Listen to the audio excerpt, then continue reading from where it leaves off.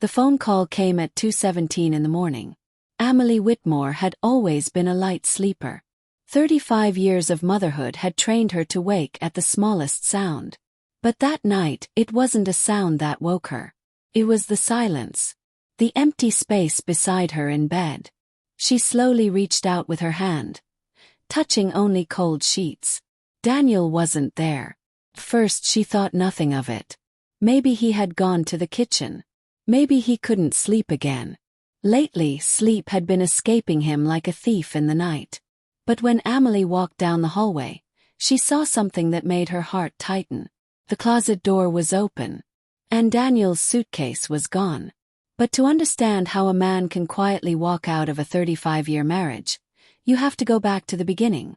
Back to the day when Daniel Whitmore first saw Amahle and Jerry. It was the summer of 1988 in Chicago. Daniel Whitmore was 26 years old then, a young American businessman who believed the world was waiting for him to conquer it. Tall, handsome, confident. The kind of man who walked into a room and made people look twice. But the moment he saw Amahle, he forgot everyone else in the room. She was standing near a window at a networking event, speaking softly to someone while holding a glass of wine. Her skin was deep and radiant like polished mahogany. Her posture was straight, elegant, almost regal. Her dark curly hair framed a face that carried both strength and warmth.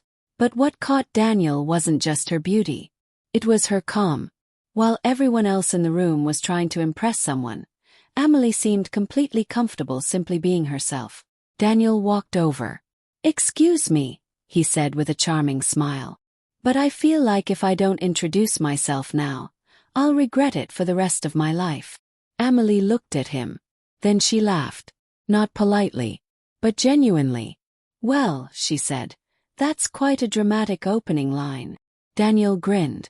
"Daniel Whitmore." She extended her hand. "Amahle and Jerry." "What does Amahle mean?" he asked. She tilted her head slightly. "It means, the beautiful one, in Zulu." Daniel smiled. "Well, I guess your parents were very honest people." And just like that, a story began. Amahle had been born to a Kenyan father and a Nigerian mother, both professors who believed deeply in education, discipline, and dignity. She grew up between cultures. African traditions at home, American life outside, gave her something special. Balance, quiet strength. Daniel was fascinated by her. Not just by her beauty but by her mind. She understood business, numbers, strategy. Within a year, they were inseparable. Within 3 years, they were married. Their wedding was small but unforgettable. Amahle wore a simple ivory gown with traditional African beadwork around the neckline. Daniel couldn't stop staring at her. When the officiant asked him if he would love her in sickness and in health, he answered so loudly that the room erupted in laughter. "I absolutely will." And for a long time, he kept that promise. The first 10 years of their marriage were magical. They built businesses together. Small restaurants, catering company. Later, some real estate investments. Amahle had an incredible mind for organization and financial planning. Daniel had the charisma and boldness to chase opportunities. Together, they were unstoppable. Friends often said they were the perfect team. But Daniel had a habit.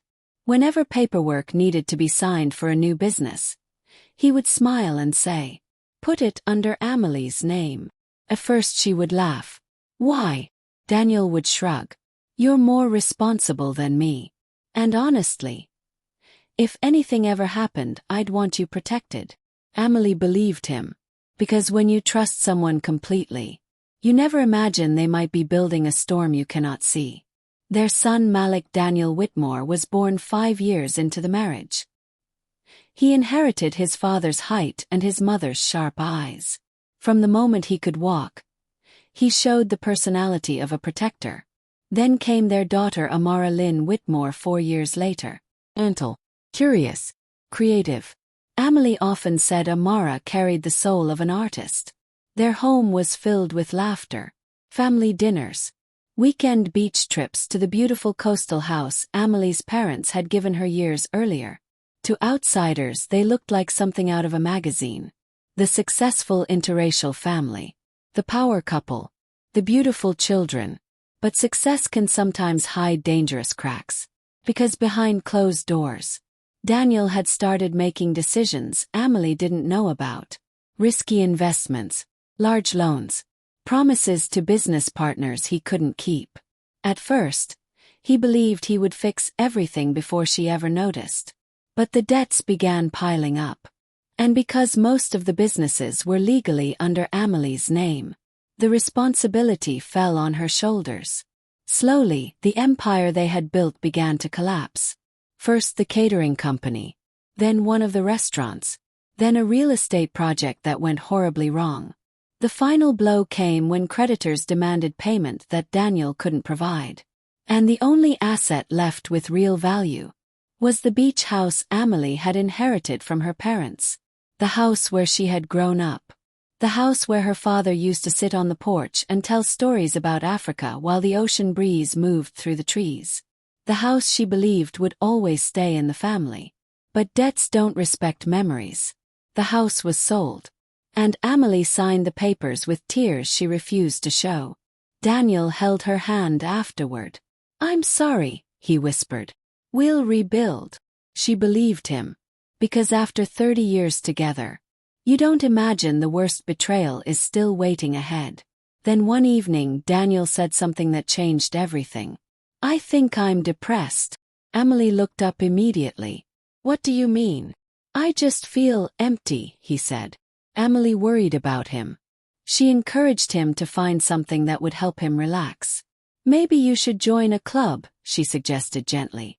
"Do something you enjoy." Daniel nodded slowly.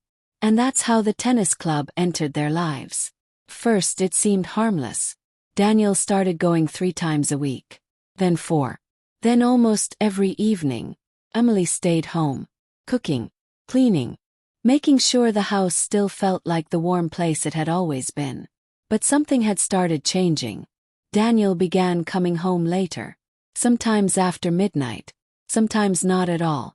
When Amahle asked questions he would sigh. "You know I'm struggling mentally. Why are you making it harder?" And because she loved him, she stopped asking. But someone else had started noticing. Malik, their son. One night during dinner he looked around the table. His father's chair was empty again. Malik slowly placed his fork down. "Mom, where's Dad?" Amahle forced a smile. "He's at the tennis club." Malik frowned. "He's always at the tennis club." Amahle didn't respond. 'Cause deep down, she had already begun to feel something she didn't want to admit. The quiet, terrifying feeling that someone else might be taking her place.